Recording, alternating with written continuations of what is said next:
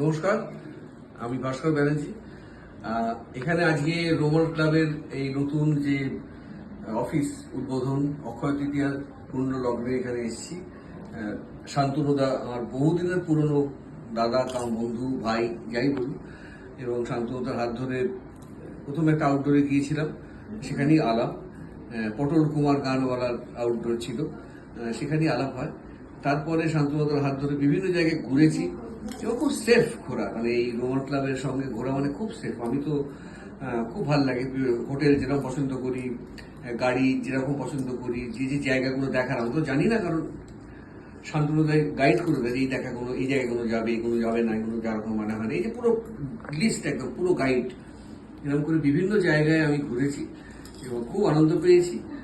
আমি আপনাদেরকে বলবো, যদি আপনাদের ইচ্ছে হয় যে ভ্রমণ করার, যেটা সব থেকে আনন্দের জিনিস, পয়সা থাকলেই হয় না, ভ্রমণ একটা মনের ব্যাপার।